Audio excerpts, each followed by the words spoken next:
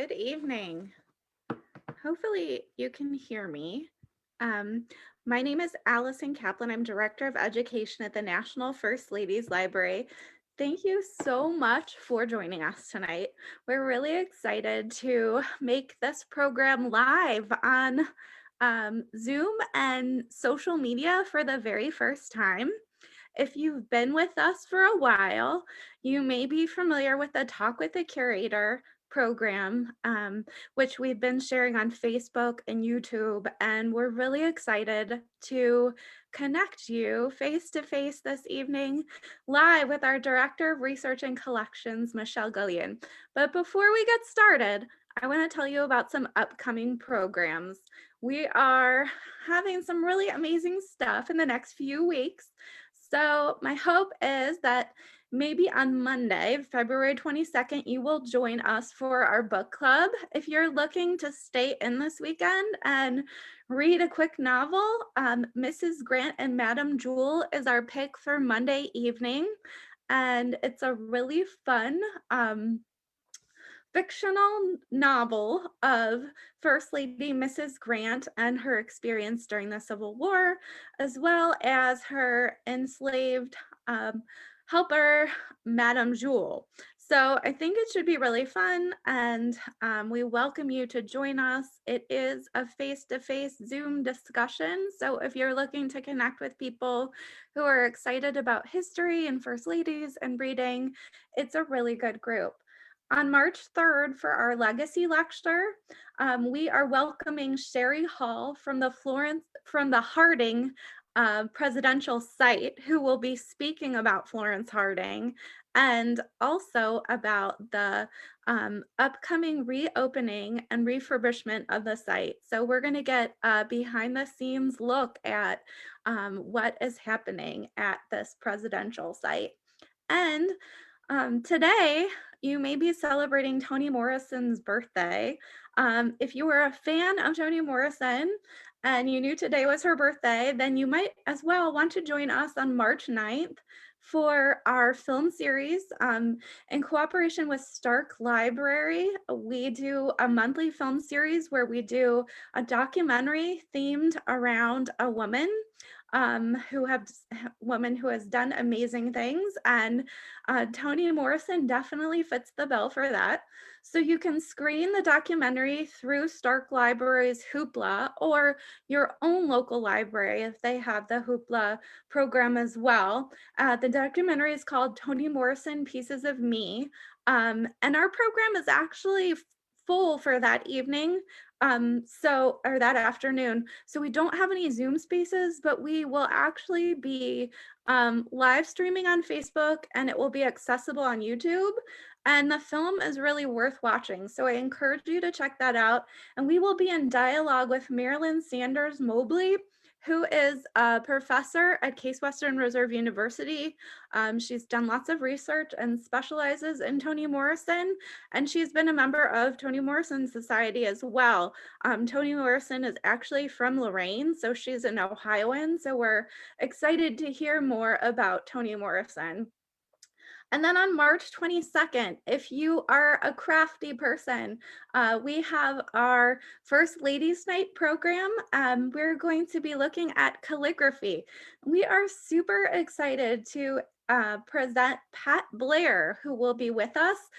She is a calligrapher and served during 3 White House administrations. So she did all sorts of placards for all sorts of famous people and presidents and first ladies. So we're really excited to get some pro tips on calligraphy and maybe hear some gossip or behind the scenes stories of the White House. So if you're interested, head to the National First Ladies Library website, to the Eventbrite page, or our social media to sign up. Without further ado, I'm going to turn things over to Michelle. But I wanted to mention, if you have questions for Michelle and you're watching on Facebook, we are monitoring on Facebook, and we do have the chat open here. So if there's something about Angelica Buren that you want to know, if there's some fun historical fact, if you need us to turn our mics back on or you can't hear us, please let us know, and we are happy to do that. And without further ado, I'm going to turn things over to Michelle Gullian, Director of Research and Collections at the National First Ladies Library. Thank you so much, Michelle. Thank you, Allison. I'm so excited about what's coming up too. I can't wait. Big happy birthday to Toni Morrison. I'm a big fan of hers. Before we get started, I wanted to wish all of you a happy National Embroidery Month. That's part of what our inspiration was for doing this particular program. So let's get started with this. There we go, perfect. Working so far. Like I said, we're going to be talking about Angelica Van Buren and her hand-sewn and hand embroidered Reticule, and it's from Reticule, and it's from the late. It dates from the late 1830s. Before we begin, we're going to talk about her reticule. Those of you who are wondering exactly what is a reticule, well, it's a handbag or a purse. The reticule got its start and became fashionable in the late 1700s, and it has never gone out of style since.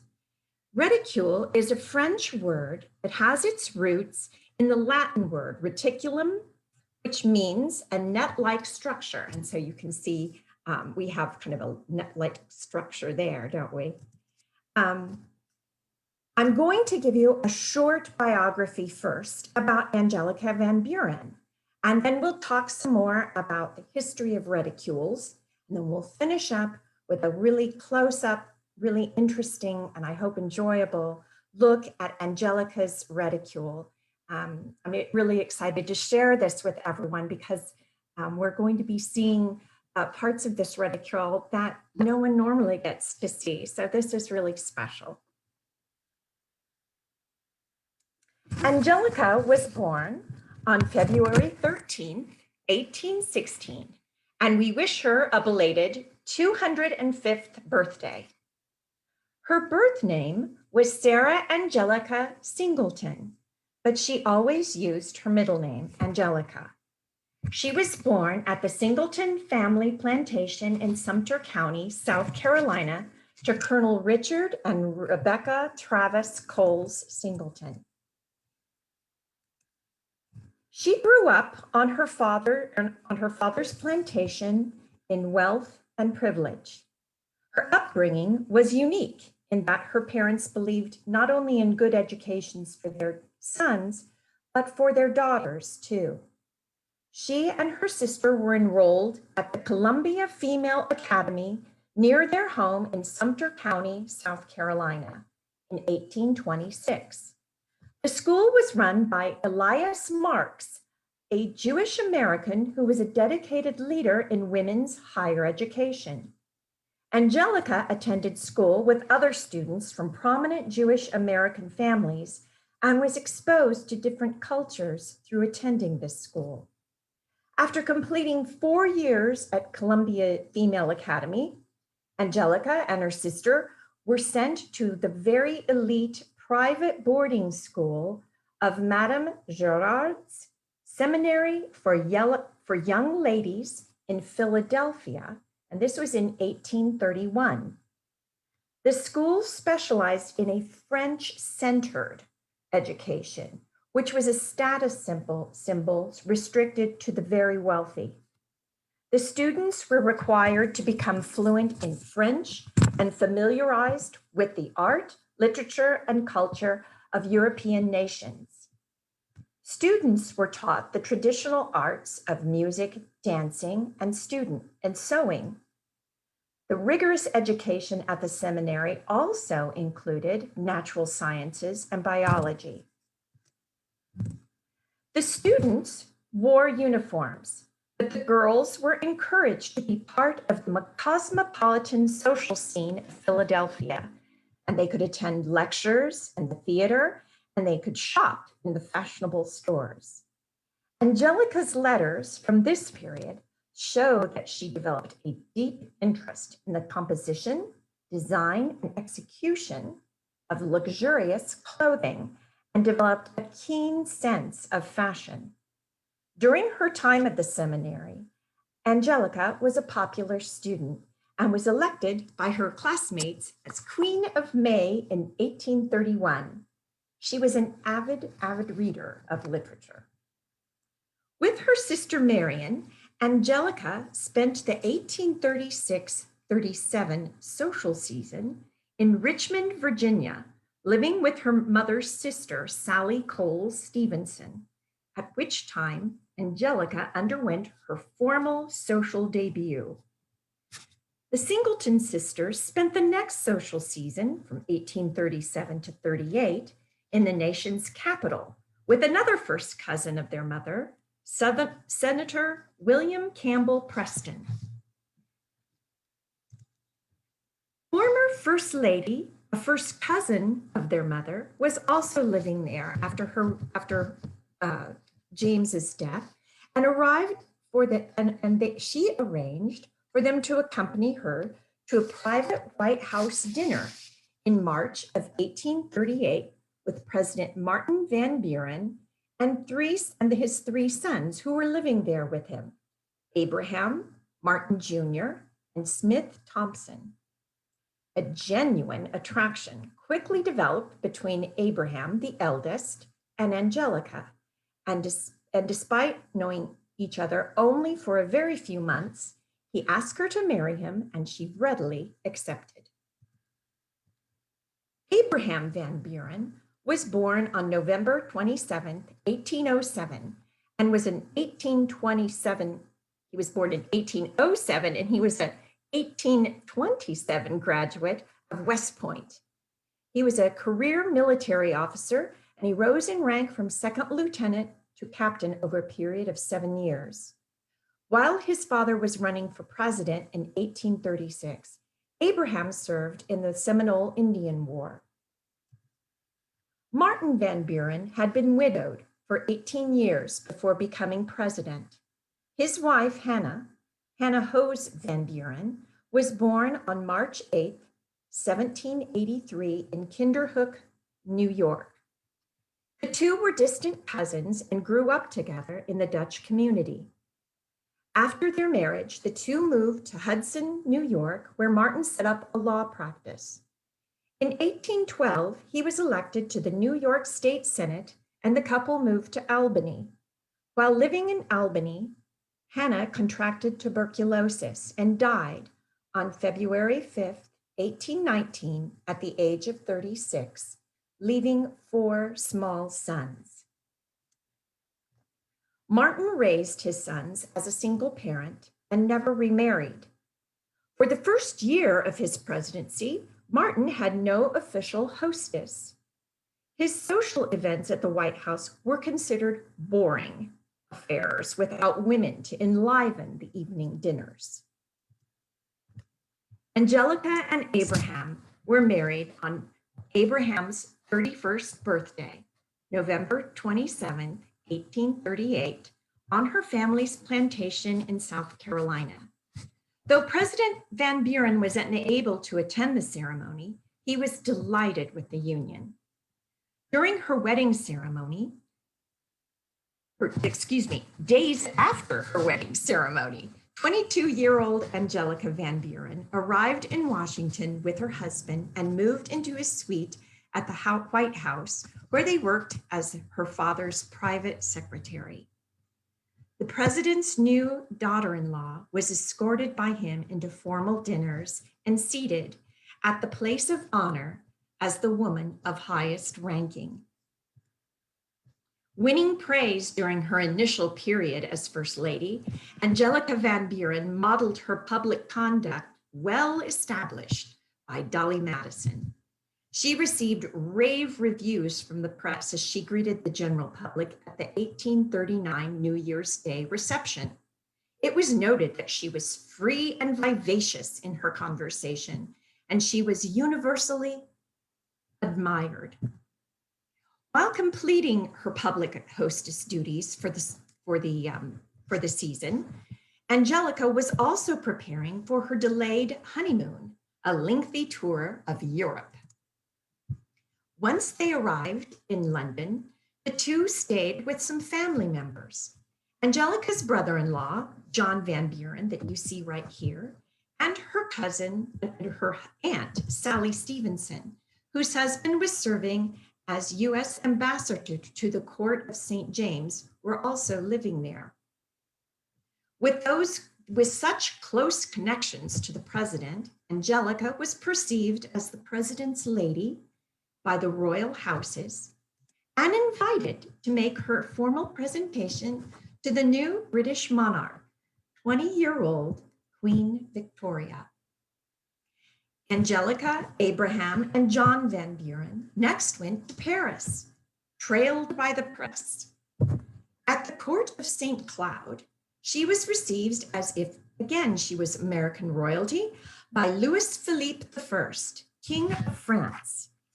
There were apparently no critical editorials in American newspapers about Angelica's attendance in London and Paris. And so she was inspired to create a similar scenario of court life in the White House upon her return. Angelica returned that fall to the White House to start the 1839-1840 social season. But she was also expecting her first child. At the 1840 New Year's Day reception, she employed a more formal manner of receiving guests from the previous year, emulating a tableau technique she had seen in the British and French palaces, where royal members were seated on a platform and surrounded by royal members. While neither seated on a specifically designed throne type of chair, she did pose while seated, holding a flower bouquet and set back from the public, which expected the more traditional democratic greeting of a handshake, unfortunately. This was her last public appearance for the year, since she was 5 months pregnant and social convention dictated that pregnant women be confined in private quarters at this time. On March 27, 1840, she gave birth to a daughter named Rebecca, who was born in the White House but only survived for 5 days. In June, Angelica made her annual visit to her family in South Carolina. Although she returned to the White House that fall, she was pregnant a second time, and it seems that she made only the briefest public appearances during the coming social season. She nevertheless figured superficially in the campaign of 1840. The United States was still suffering an economic depression caused by the Panic of 1837.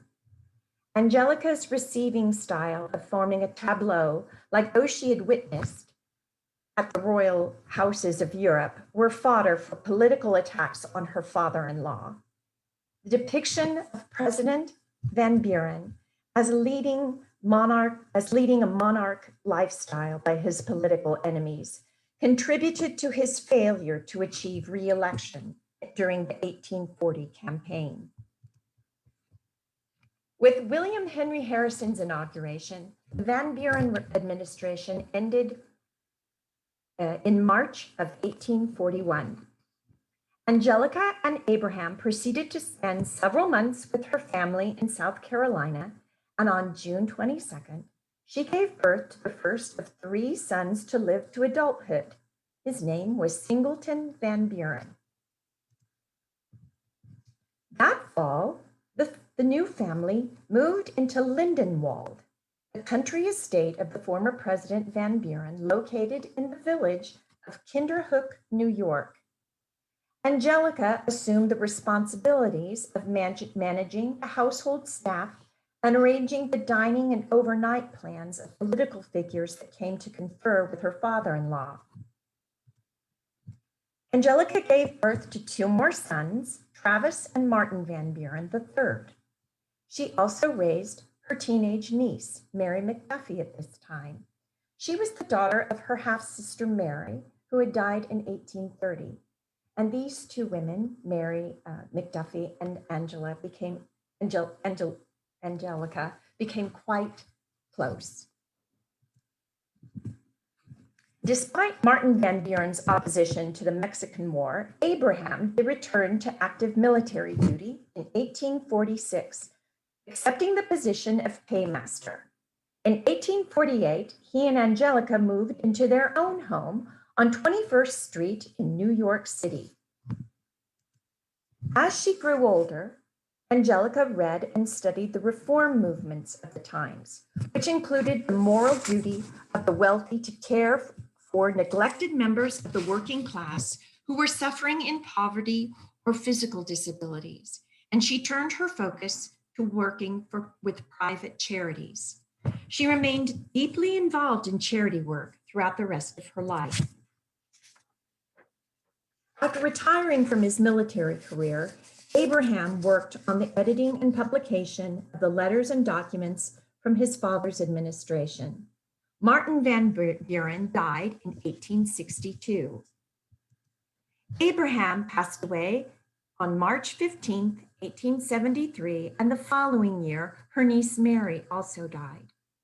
None of Angelica's 3 sons married, leaving no direct descendants to Angelica. She died at the age of 61 on December 29, 1878, and is buried next to her husband in New York City. So that concludes our brief history on Angelica, and now we're going to have a brief history on the Reticules. As a review, the word reticule is a French word rooted in Latin for reticulum, which means a net-like structure. So what did women do before carrying a reticule? They had pockets worn inside their skirts. For much of the 18th century, ladies' skirts were made of thick fabrics, such as damask and velvet, and were very full and multi-layered. Ladies carried their personal possessions in what they called pockets, which were actually 2 separate cloth bags stitched onto a ribbon and tied around the waist underneath the skirt. The skirt had slits at the seams, so a woman could reach inside to retrieve a personal item. It was very easy for a lady to hide her pockets under so many layers of thick cloth, as we see in this image of a woman sharing treats from a small bag handily retrieved from beneath her skirt. And in this image, a young lady has delved into her skirt pocket for a trinket to play with her pet monkey. In the late 1780s to early 1790s, the rage became all things Greek. At the time, the trend for muslin fabric swept Europe. Muslin was the perfect fabric from which to construct the free-flowing, high-waisted gowns 18th century Europeans considered the perfect facsimile of Greek women's dress. These new muslin gowns were lightweight, and skirts required significantly less fabric and fit the figure fairly closely.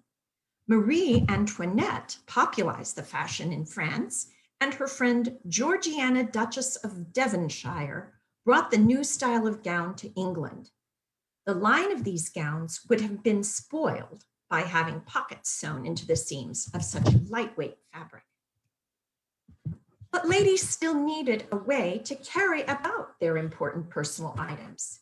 So the idea of bringing the pocket out from under the skirt was born. The reticule was instantly popular with all the fashionable ladies who could no longer wear their pockets under their skirts. The majority of these first reticules were covered with netting over a cloth lining with a drawstring closure. But it wasn't long before the idea of embellishing a reticule became in order to show off a bit of style.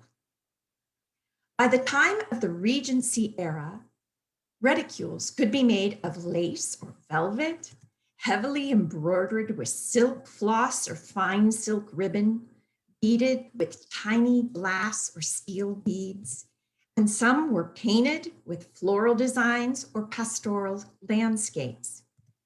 and many were designed with tassels and fringe. In addition to providing much needed storage, reticules enlivened the simple, high-waisted silhouette, which called attention to newly bare arms and graceful hands. Reticules were also given a nickname, indispensables. So what did a lady carry in her reticule or indispensable? Well, here's a list of the things she could have carried. She could have carried a handkerchief, visiting cards, a sewing list, a sewing kit, a coin purse, and keys. And depending on the size, and if there was plenty of room, she could also add tobacco, sweets, a spectacle case, smelling salts for the vapors, perhaps a small notebook and pencil, and on some days, a prayer book. In other words, exactly the same things ladies carry in their purses today, with the modern addition of chapstick or lip gloss, mints, cell phones, and hand sanitizer. Angelica Van Buren's handmade and embroidered reticule is made from strips of silk, is made from striped silk fabric, and it's hand sewn with a ribbon drawstring at the top of it. The embroidery was done by using an embroidery hoop, which is still used to this day for needlework. That's such a large one, isn't it? I just love that one. The work could also have been done on an embroidery stand, which was also used at the time and allowed for the piece to be flattened squarely. And here's another picture of an embroidery stand that I found. Gives you an idea. Now we're getting really close to looking at the reticule. But first, I wanted to give you this really lovely rendition here so that you could see both what we call the front and the back. Whenever this reticule is put on display, what you see as we call the front is what everyone sees on display for obvious reasons. And that's because on the back, you really see a lot more of how fragile and this piece actually is. You know, it's between 180 and 190 years old. So it's doing pretty good. But on the back, you can see there that there's a lot of bad staining, especially on the right top side. And you can see that the silk has split very badly there in that center of the back. And there's other splits in the silk, especially there too. So that is why most of the time people see this front side only when it's on display. But I wanted to really take this time to really look at so that you'd be able to see them side by side, because there's some really lovely nuances in this design. The most consistent piece that you see is at the bottom there. You see that the border, which is made from the white floss of the upside down triangles, and there's lovely little crescents.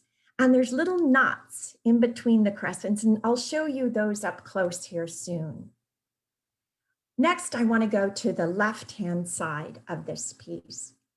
On the front side, this large, beautiful flower, you see that it has this dark red floss inside it that you don't see anywhere else on any of the other pieces of it.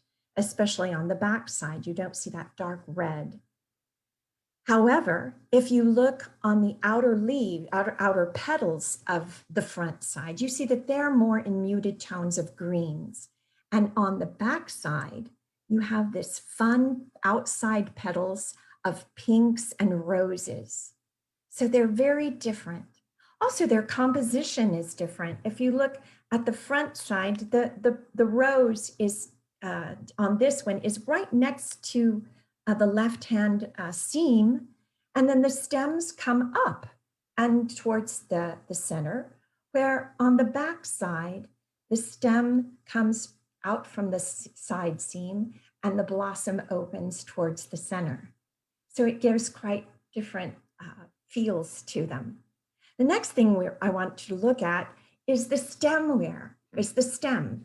On the front piece, you see that the stem, as we said, comes out towards the top.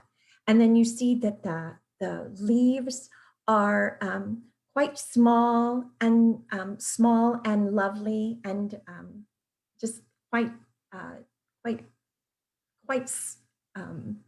would say, soft.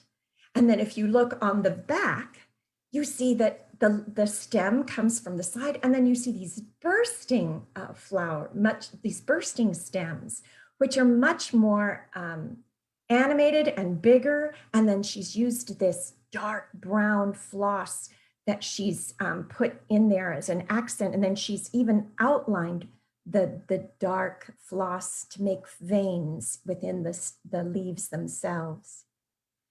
And then if you look around the flower, you even notice more difference, that what I call the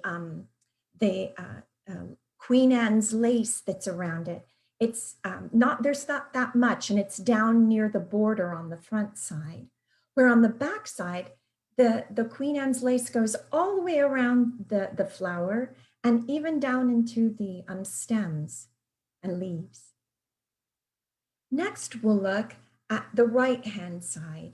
And this is like a vine and trumpet flower type design. This is very, very much, they look very much the same. There's a little more different colors. And I think, I'm not sure if that's because in the leaves themselves, whether that's due to fading or not. But what's so fun about this is, in the actual little trumpet flowers themselves, I love those little, that little maroon, those little maroon X's that she puts in to just add that touch of color into the petals. On the front side, there's two of them. And then at the very bottom, there's a bud. But if we look on the back, we actually see there's actually three flowers. And at the very bottom, she lets that flower open up and we begin to see that maroon, the maroon design down there. So it makes it quite fun. All right, now that's the end of our presentation. So we're going to actually, oops. Am I still there, Allison? Are you ready to take some questions? Actually, I'm going to show them okay. I've got this. So I wanted to make sure I was not We're here. pushing a wrong button. Let me show them this first here. Am we okay on time? All right. What came in Angelica Van Buren's reticule? Well, when it came to our place, it had two pieces of paper with it. And I want to show you, and I apologize, I didn't realize until too late that this is going to show you backwards. What this says is Angelica Van Buren, 1840. That's her signature, and I apologize that you can't read it.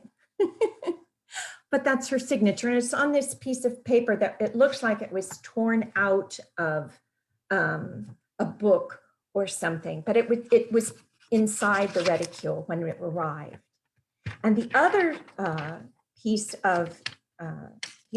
of paper that came inside it was this one. And this one, I apologize, it's even harder to read, but this one's really cool and really important.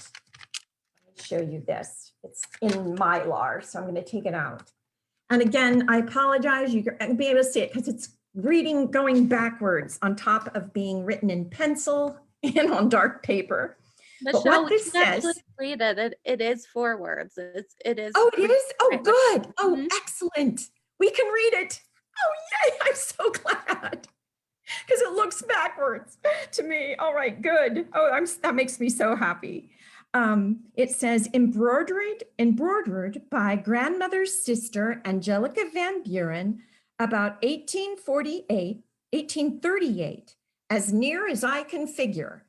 And then it has the initials EEB right down here. So when we first got this, we didn't know who EEB was. And we did some research on it, and it was really hard to figure this out. But from right now, we believe that this was her a niece, that her name was Eliza Eckford Van Buren. And she was the daughter of Abraham Van Buren's youngest brother, Smith Thompson, and his second wife, Henrietta Van Buren. Eliza Eckford was born 1857, and she died in 1942. So she lived quite a long life. Now we're going to look at the actual reticule itself.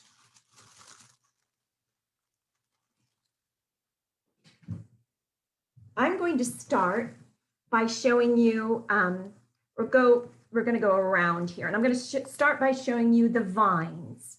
And I hope that you can see in the vines themselves, in these buds, there's little knots that she's put in that. It's very difficult to see. You can see them more in the border, but she's put these little knots in her sewing there. And this is the front, by the way. So you have this bud down here. You don't have the opened flower. Now I'm going to show you, here we are with the border. I just think the border is really beautiful. And you can see those little knots, I hope, that she's put inside the crescents. They're quite lovely. And then here on the front side is this large, beautiful flower with a dark red floss inside.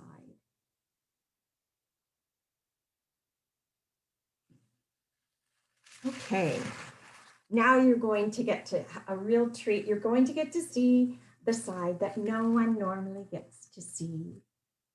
And this is the back side. And here are the vines again. I hope you can see them. They're made very similar. And here's the third little flower opening up and giving that little X design inside the petals. Oof. Here's the border again, which I just think is one of the most fun parts of this. I just love that. So pretty. And then finally, here is this beautiful flower, much more soft, but surrounded by that Queen Anne's lace. You can also see, I think you can probably see the splits in the silk. And I wanted to also, I think I can do this so you can see it. You get to even see inside. You can see it's lined with silk also.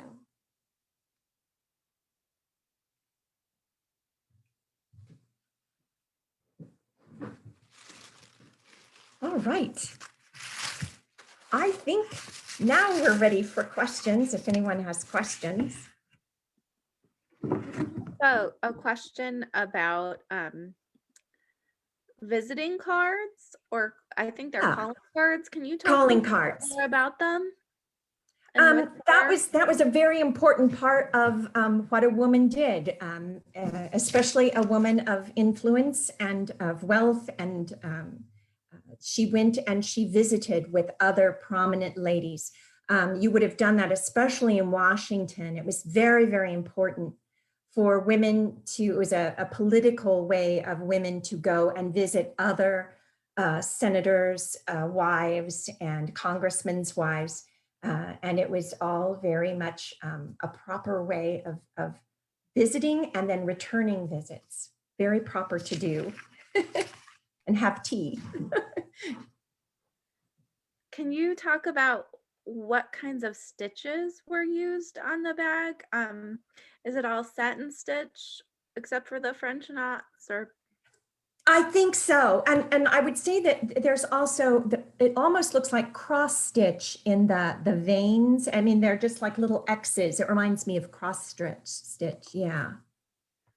can you speak a little bit about the care for the bag, or has any conservation been done on it? How do you protect a piece of textile that is that old?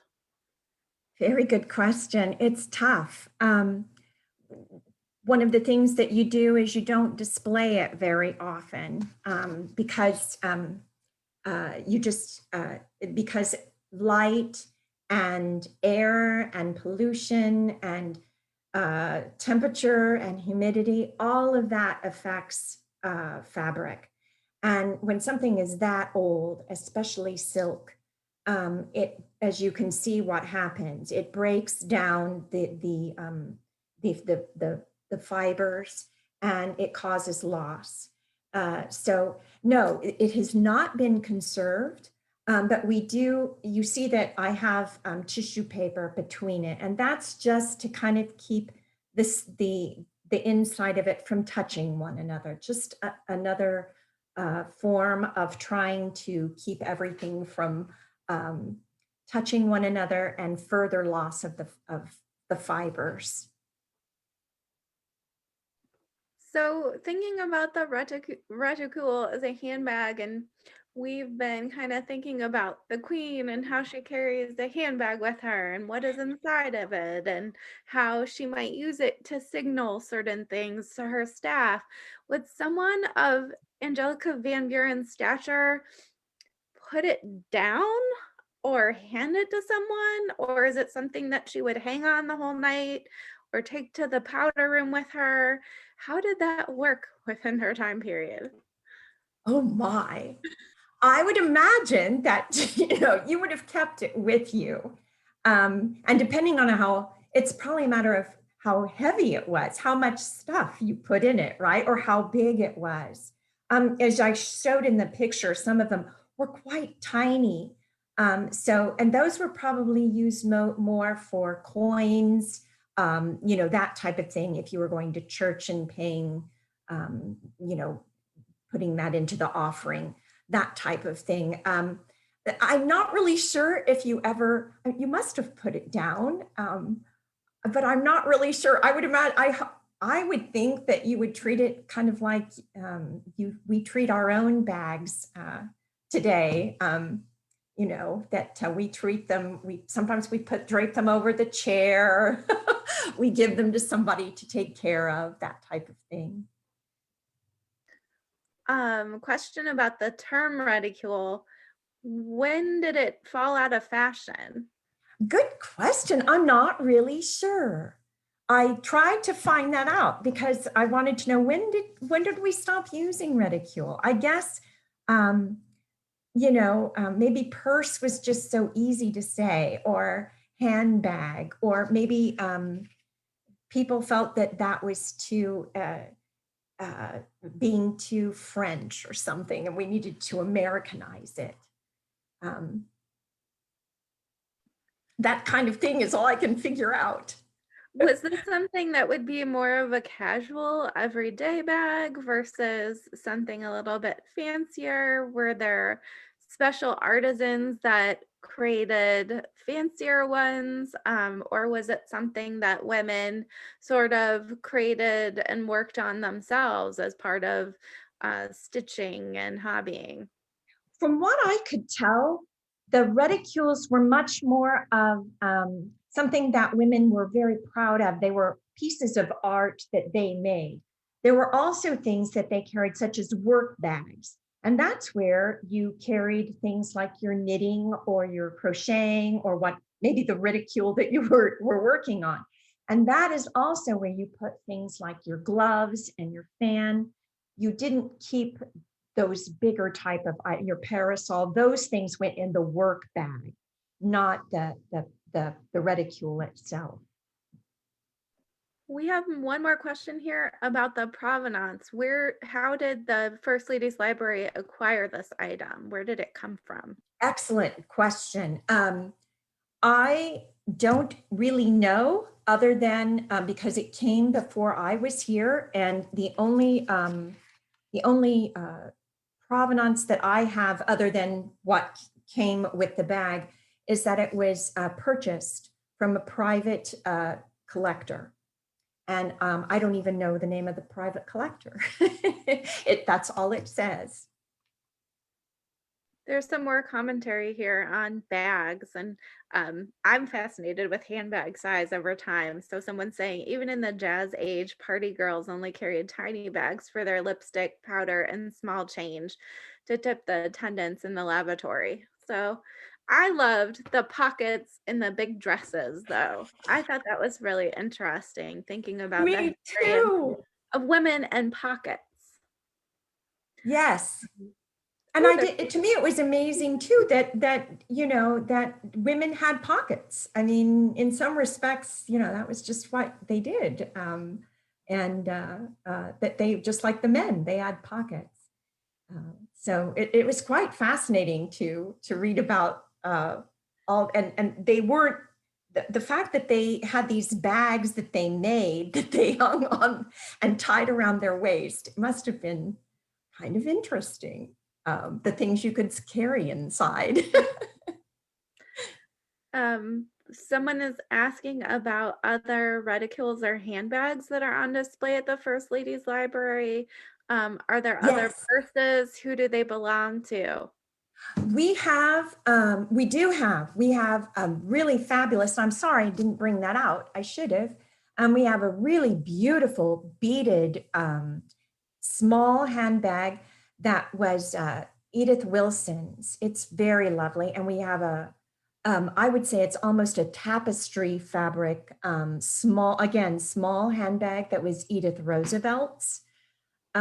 We have a couple of reticules of Ida McKinley's, and those are beaded. They're all beaded ones, very pretty. Ida's especially has green and black beads on it. I apologize, I don't have them out. I didn't bring those out. I should have just had All right. a handbag party. I'm trying to think what else we have.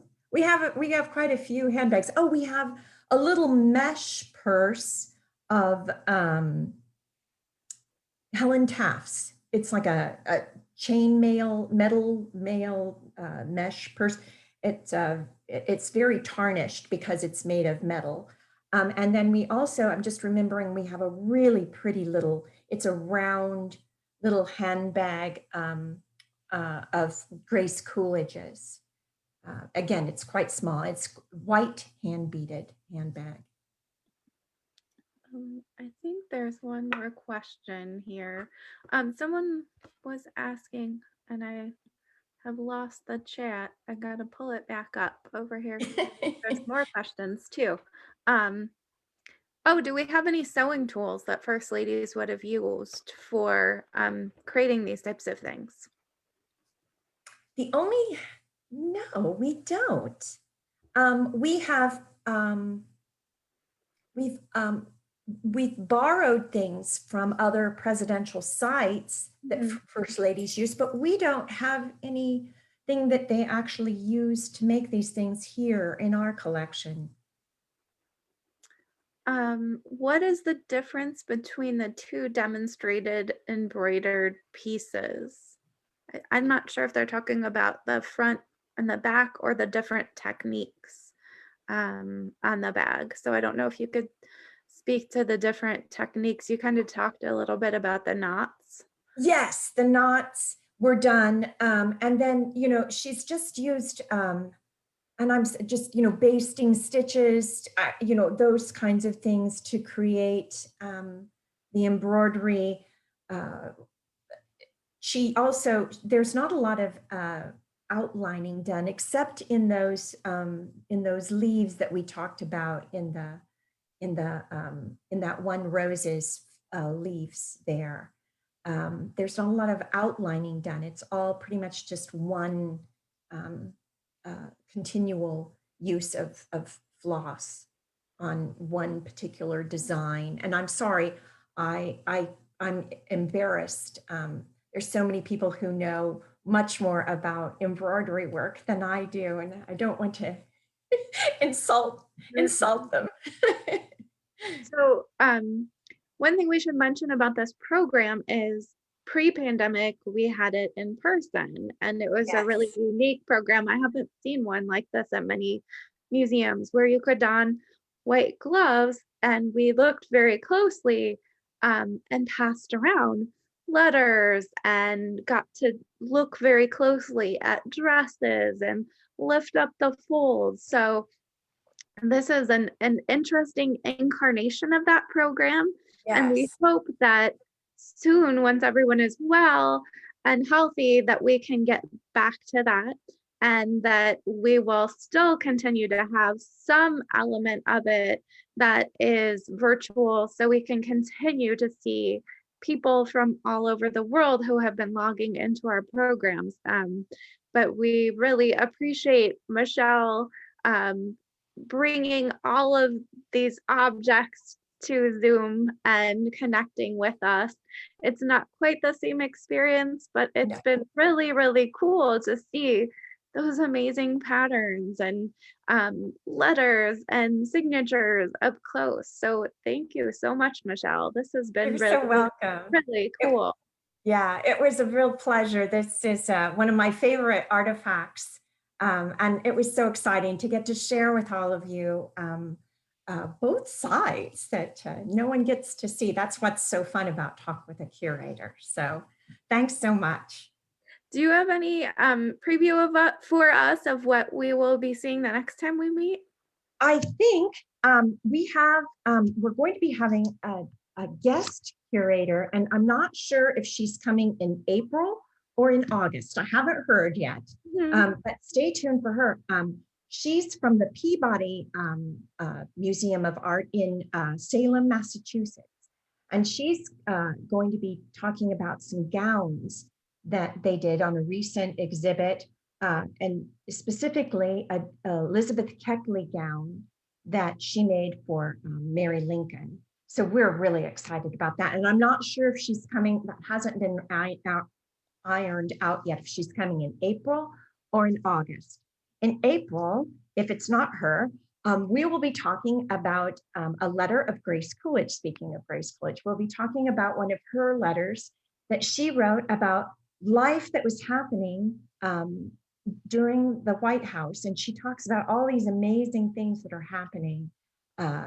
And so we're going to delve into what's going on with that. If not, then if it's not that, then in August or in June, I'll be back and we'll talk about, we have all these wonderful little wedding. It's in because June is the weddings. We'll be doing the all of these party favors and all these little fun things that were part of Linda Bird Rob's and Johnson Rob's wedding and Tricia Nixon's wedding that were done. And we have all these wonderful invitations and rice bags and all kinds of stuff like that that we'll be doing in June. That is so cool. I'm really, really excited to see all of that. Well, thank you so much, Michelle. And thank you everyone for joining us tonight. If you didn't get to see the whole presentation, please connect with us on Facebook or YouTube or share it with a friend or family member. And again, please join us for future programs. National First Ladies Library is on Facebook and social media, and you can register for any of our programs on Eventbrite. So thank you so much for joining us this evening, and we will see you next time.